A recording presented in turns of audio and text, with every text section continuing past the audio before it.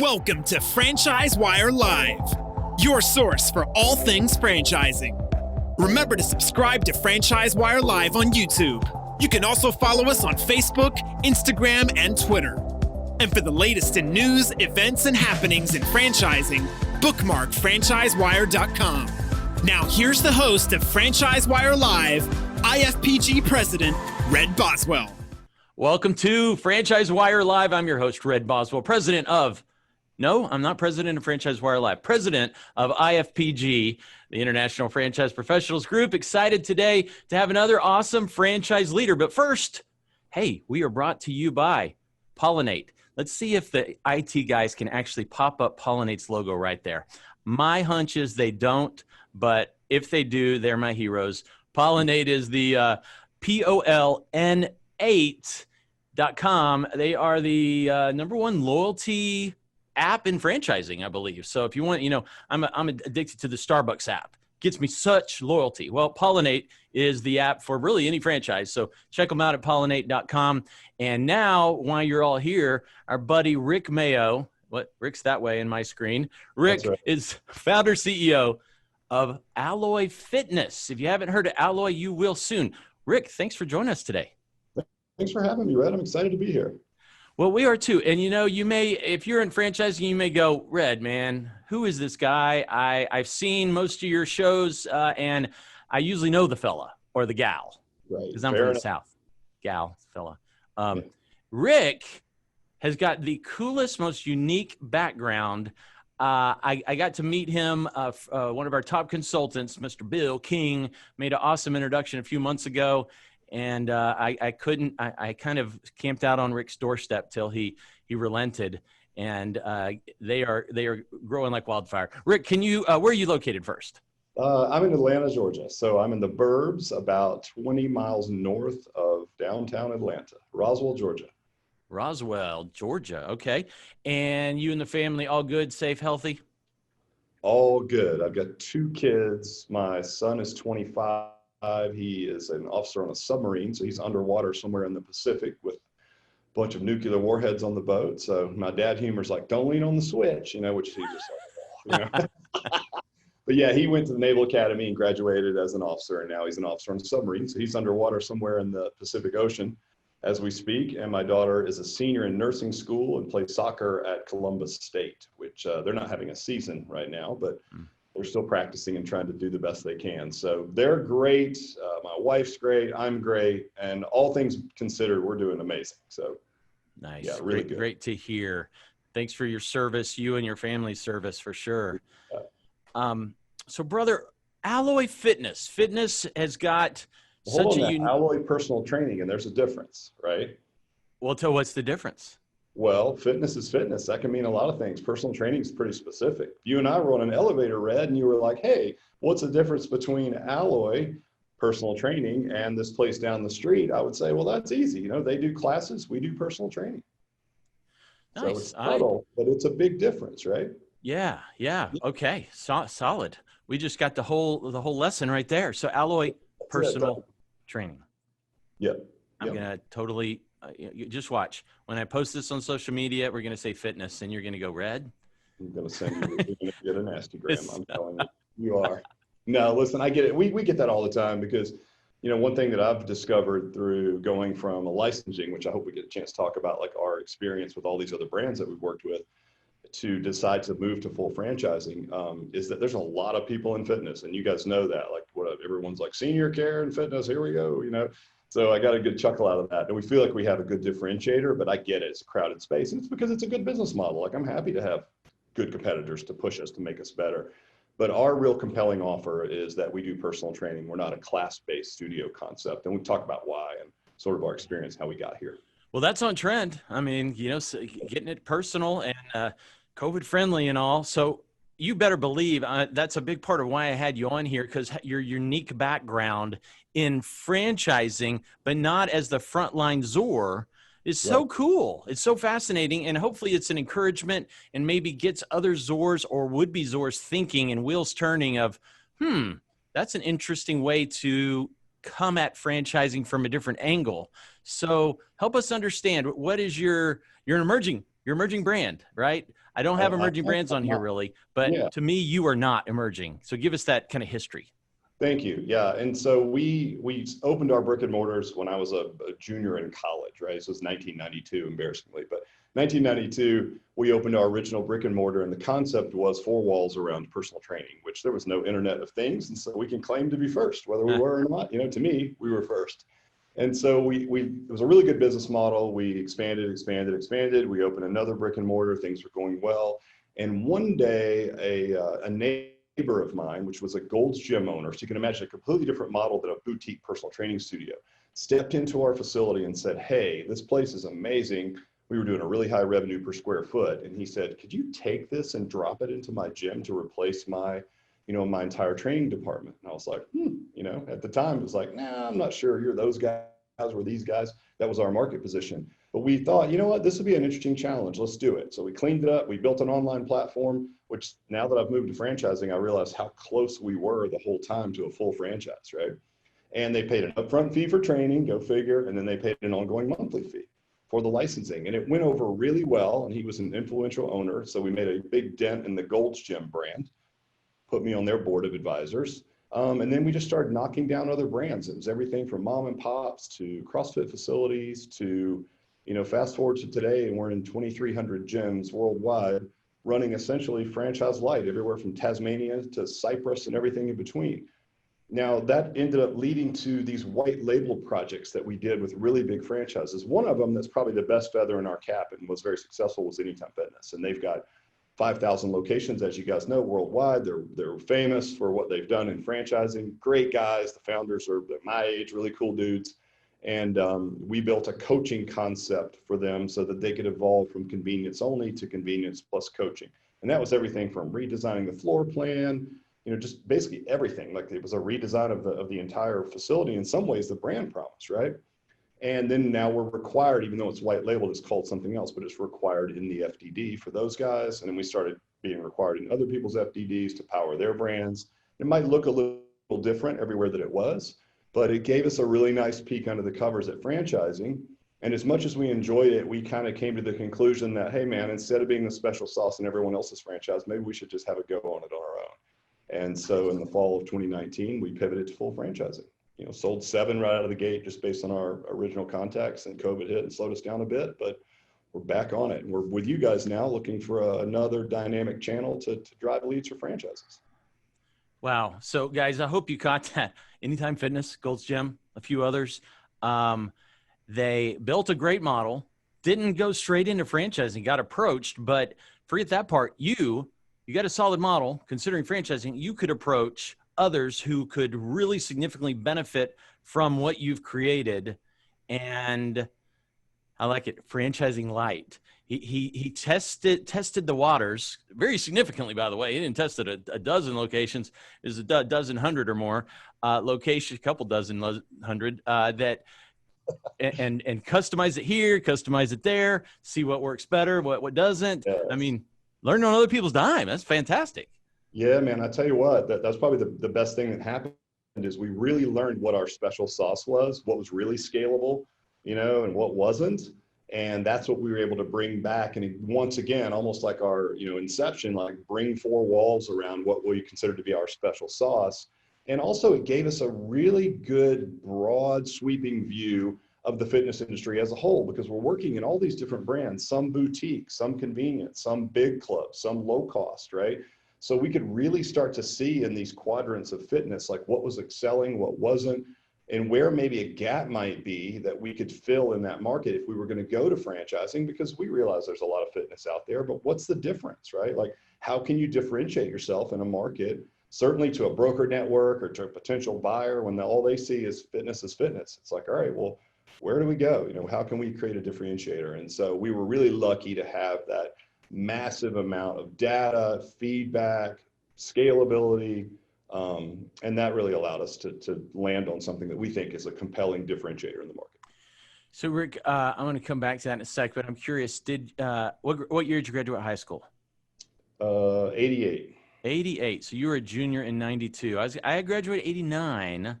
Okay, yeah. Young whippersnapper. I was, and it took me a year or two more to get to junior status also. So understand.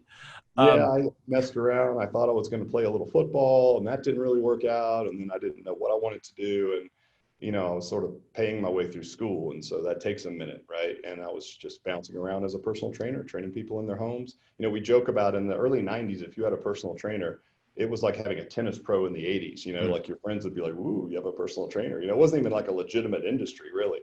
But instead of bouncing around town, we thought, well, let's just create one home base where we can bring people in, and we'll create a really nice, like high-end customer service experience around this service. And lo and behold, it became a real job, or an industry. When we first started doing it, Red, I'd be on an elevator. I'd run into friends of my parents. They're like, "Hey, what are you doing?" I'm like, "Oh, I opened a personal training place." And they're like, "Great. Like, what else are you doing?" How's your mom's basement working out? And what do you do for a real job? It was that kind of thing. So we laugh about it now, but that was sort of the landscape at the time. But, I still see a lot of that. Yeah. Yeah. But I tell you what, man, it's been awesome to sort of grow up in the industry when it wasn't an industry at all. We trained some rich and famous folks off and on, which was a lot of fun. And those just became like fun stories later on. But I tell you what, it's been fun to see the industry grow up. And certainly since around 2012, the explosion of the boutique studio market has been a lot of fun. And we've done a lot of consulting for other brands that we didn't work with long-term. We might just take on a short-term project. And a lot of those brands are big franchises now as well. So it's been fun. I enjoy it. The industry's given me so much that it was a real pleasure and a joy and a privilege really to give back to that same industry and see things that we had created in this tiny little club. And when I was in college, actually helping these brands overseas, it's been a lot of fun. And I'll tell you what, we would do things in our meetings as an example. We would get success stories from clients. I mean, you probably saw in my presentation, we've got over 100 people worldwide that have alloy tattooed on their skin, right? Like my logo on their skin, which is amazing, right? And it's because of these life-changing stories that we have. And we would come into the office and I would throw like $50 on the desk and say, "Okay, we have a client that's working with one of our gyms in Tasmania. And she said everything in her life is better, including whippersnippering."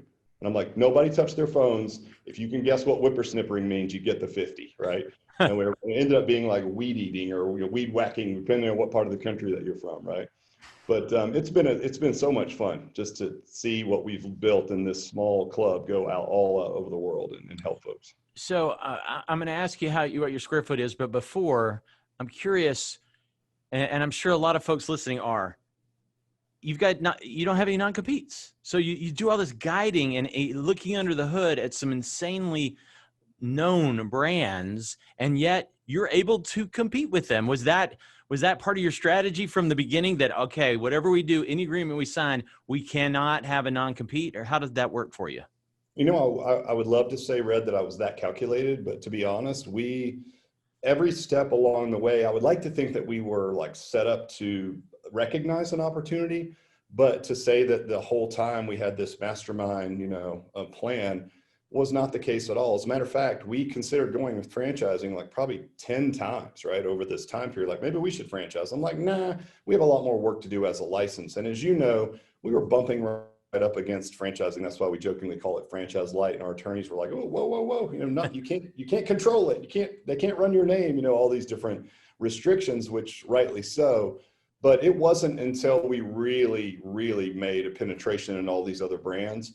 And quite honestly, the deals that we had in place with them, none of them had any non-competes. And we didn't really have any aspirations of going to franchising until we did. So it was never part of the master plan, never part of the deal consideration. That being said, it was never brought up. It was never a part of the deal that we even had to consider. So for whatever reason, no one ever wrote that into any of our plans. So we never had to say no. Nice. Wow. Okay. Size. How big are you? To put it in perspective for the audience, help us understand initial investment and kind of square footage. Yeah, so initial investment, we have 2 models, and this will be something that I don't think even Red. We're actually coming out with a smaller model that may be more fitting for just these times that can keep us around that 150 threshold. So think 150, and then we have a larger model that can go up to around 550, right? So the larger model, 300 to 550-ish, right? And I know it's a big range, but it depends on where you put it, right? The smaller model, again, we're like 90 to 150 in that range, which makes a lot of sense. And so that may be more compelling right now for people that are a bit scared off of fitness. And the difference is really just capacity, right? We run this sort of pod-based personal training model. where we train 6 clients with 1 coach. So it's pretty scalable, but we still can make the claim personal training, but it brings the cost down for the consumer. And it really is the difference between, do you want 1 pod or 2 pods, right? And shoot, we could even do a 3 pod at some point, which is not unlike some food franchises that have different models, right? Different sizes. So yeah, initial investment is pretty big range right now. It just depends on the consumer, the buyer that we have in front of us. Do they want to be an owner operator? Do they want to be an investor? That has some bearing on it. But if you're in the larger model, you're up to maybe 550 total, 300 to 550. Lower model, again, 80, 150. Man, tell you what, going in that lower range, you kind of 10x your market. I mean, there's certainly a whole lot more people that have 120 than have 420. Well, exactly. And you think about it this way, we have an audience, right? We've got this fan base of these coaches and these people with these tattoos and all this stuff. And essentially, if we only offer the more expensive model, a lot of those folks are, technicians or practitioners who would maybe like to become business owners. And a franchise is a great way to give them the bandwidth as long as they financially qualify. Depending on what the SBA ends up doing with fitness long-term, if you could get a $150,000 express loan, that makes this huge 10,000, 12,000 person list that we already have eligible to now buy a franchise, which, sticking with the 1 model, by default was sort of excluding all of them financially, right? So we feel like it'll be a good thing to market to our existing audience, and it's probably good for the times right now. I know just a lower barrier franchise seems to be, with nerves or whatnot, a bit more popular. So yeah, just give us more options. And it's really the same thing. It's like, do you want 1,500 feet or 3,000 feet? Do you want 1 pod or 2 pods? That's it. And some people might want to do different setups in different markets, right? Less densely populated, we'll do a 1 pod there. We'll put a 2 pod over here in the suburbs, that type of idea. So Rick, as a new to the franchise heavy world, what surprises have you seen? What has been your maybe biggest surprise, or, wow, I didn't realize it would work that way? Yeah, I think really it's just it's a lot harder, I will say, because I'm new to it, to get leads for franchising. Like, for me, I do a lot of public speaking. So, I was all cavalier about lack of marketing, and I'd go out to these fitness conferences and I would keynote, and there's 1,000 people in the audience, and I'm like, try to rock the house. And then at the end, I'm like, if you like what I said, see me at the booth afterwards. And that was it, right? And the thing just blew up, and then you just word of mouth, and it was so easy to get to people quickly. Obviously, franchising, it's litigious, it's a bit more heavy, it's more expensive. So it's just a slower play, that's all. I know we're going to get there and reach that critical tipping point, but shifting gears from just taking orders to essentially now walking someone through a relevant sales process. Because we had so much critical mass, it was just so easy in the other. And you would say, well, why would you switch? And you go, there's a better end game for franchising for everyone, right? We can control it. We can give everybody all the resources we need, which we were a bit restricted by in a license format, no control. So now, hey, here's everything, software bundle, everything you need, right? Soup to nuts. So I think for me, it's been a bit of an eye opener. It's just, I figured, yeah, people just run in with, they're throwing their money at us, but as you know, it takes a bit more. So we got a really tight sales process. I'm actually the salesperson right now, which I really enjoy because I'm super passionate about it. And I do a pretty decent job selling. So I think that's been the biggest eye opener. But I will also say that I love the community. Like, we are, as much as we're long in the tooth in fitness and have proven ourselves, we're brand new to franchising. But the IFPG community, everyone I've met and talked to, so helpful. Other franchisors, even competitive ones, have been super helpful and super friendly. So I love the community so far. So that's been a pleasant surprise for sure. Nice. Man, I had a great question for you, but just gone. I talked too much, and I probably talked it right out of you. Or I might have answered it already. Who knows? So in your industry specifically, boot camp, personal training, fitness, that space, there are some struggling massively. There's some kicking butt. There's some kind of up and down and in between. Any predictions of trends or where you see it going? Let's say we get the vaccine, where we're past the election, the new year's happening, economy's coming back. What do you, and maybe the economy's not coming back, it's your call, but where do you see things going over the next 18 months? Yeah, it's funny because I'm actually, in all of these talks I'm doing this year, that's literally the topic. Everyone's like, tell us where this thing's headed. I'm like, well, I don't have a crystal ball, but I'll do my best. So I think when we could see the trends beforehand already swinging back a little bit, meaning when there's too much product on the market, if there's too many groups of 25 people getting sweaty with different modalities, and I I think it's great, right? But at the end of the day, the more there are in a market, as you know, what happens to the price to the consumer, right? It's going to come down a little bit. And we've already seen that in our market for some of the more prolific ones that started at maybe $179 a month average are now down around $99, right? And so I think what we're going to see is a swing back to more specificity, right? I think there's an underserved market out there, which is guys my age, almost your age, but my age. And, I think there's some real trends that we're going to see that swing back to more personal training. Now, maybe one-on-one training is a little bit tough to scale. We were that for the first 10 years. It's just hard to scale that because every time you have a customer, you have to have a coach, right? So I think if you can scale personal training, you can kind of fit in that gap between the plethora of class-based options and, something that might not be as scalable. So I see, you say boomers, but really people over 50, when you look at that market, it's 70% of the nation's disposable income. Very few marketing dollars are spent there because it's really kind of hard to market old, right? And not lose people. Nobody's old, right? I was having a discussion as a case in point with someone who was 70 years old. And I was like, yeah, we're targeting people like, with higher income levels, a little bit longer in the tooth. And he's like, oh, you mean old people? And I wanted to say like, yeah, like you, right? But to him, it was 80-year-olds. And if it was an 80-year-old, it would have been 100-year-olds. So longer in the tooth, right? Longer in the tooth sounds like ancient. I don't know if longer in the tooth. Maybe I used the wrong terminology, but geriatric. Yeah. How do I say this, right? Yeah, Gandalf from Lord of the Rings, like that. Only you. But listen, I think we're going to see, whether or not the government restrictions hold us back from putting a lot of people into a small space or not, I think there's going to be a segment of the population that this lingers on for a bit, even after the election and some of the hysteria hopefully calms down a bit.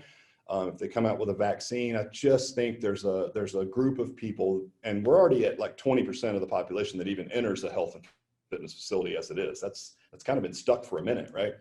So if you take that bit of the population and you shrink it even more, because there's a chunk of those folks that don't want to go into a crowded gym or a crowded studio, then I think we're going to have to look at something where you can spread people out a little bit and give them a little bit more consumer confidence. That's what we see. I know that sounds self-serving, but I mean, honestly, it just makes sense, right? If you can keep people away from each other, not share equipment and all the things, and it's part of your business model, and you can do that, I think you're going to be sitting pretty when this thing rights itself, mid 2021. Nice. Well, franchising, there's certainly sectors that are struggling considerably. And even within hot sectors, people struggle because we're all human. But as a whole, franchising it's a renaissance time to be in this wonderful world, and love that you're entering it right in the middle of it all, because you're proving your model. If you can do well in this environment, you can do well in any environment. Rick, any final thoughts for franchisors out there, maybe emerging Zors in your space? Yeah, I would say, look, man, just think about what you're offering. If you can build a model where you don't have to cram 30 people into, 2,500 feet, maybe change it. And of course, all it does is affect your pricing, right? It's just mathematics at the end of the day. If you're going to change your model and have less people in the same space, you're going to have to charge more. So you're going to have to think about maybe changing your customer avatar, because if you're going to charge more, you're going to have to lean a little bit older. It's just the facts of the matter, like a Porsche, right? Porsche is cool for 25-year-olds too, but they're mostly selling them to guys my age just because they've lived long enough to hopefully amass enough wealth to buy one. So I would say for those brands, I love it. Franchising's been great. We have, a huge runway ahead of us. We're super excited. IFPG's been great. I would say do it, but really think about what you're going to be offering moving forward, right? And it might change some of your decisions about who your target market is and how much you need to charge for that.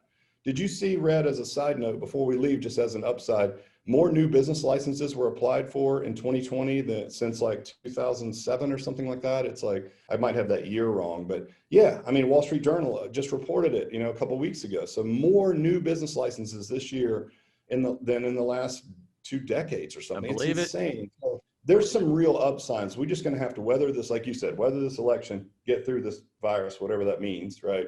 But on the other side of this, there is a massive opportunity for all of us. So just hang in there, everybody. That's what I would say. I pulled a year-to-date report versus last year, and we were up 88.9% on territory checks, which is a precursor to deals. Exactly. And I mean, it's not like we got 5 consultants and we added 1, or 2, and they're doing better. Right, we had almost 600 consultants. That is just ginormous. It's such a great sign of deals to come and deals happening. Totally agree. And so fitness has maybe been unfairly targeted during the virus a little bit. But that being said, we're going to be fine. People are going to figure it out. They're going to figure out that being healthy is probably the best defense that you could have from something like this, but it's going to take a minute. So I would say be patient, but if you're thinking about franchising, man, now's the time, because once this thing passes, everyone's going to look to get healthier, and that's going to be the best line of defense. So I would say go for it. I could use getting healthier right now, bro. I need a little man. personal. I know you're in my hometown, but I can't get to you. I'm too far away now. I'm from Dallas originally, for those of you guys that are listening, which is where Red is. You'll get back soon. So, gang, thanks for joining FranchiseWire Live. And maybe our sponsor will be down here somewhere. But Pollinate, owned by Franchise Payment Network, and our good buddy Tom Epstein. So check them out if you're looking to build loyalty. Man, Rick, thank you so much. Guys, check out Alloy Fitness if you're interested in the fitness world. I already did it. Alloy, personal training, busted. I wasn't even going to say anything. I wasn't even going to say it. But thanks, Red. Thanks for having me on. Yeah, guys, check us out. If you like what you see, if you want to send anybody our way, we'll take care of them. And I'm here for anybody. If you're an emerging fitness franchise, you want to talk shop, and I can help you in any way with my experience, I'd be happy to do that too. So reach out. Or if you're an emerging personal training franchise. Or that. I heard you say. I heard there's one out there that's pretty damn good. I really did. All right. I believe it. They are. Guys, thanks again. See you on the next issue of FranchiseWire Live. See you guys.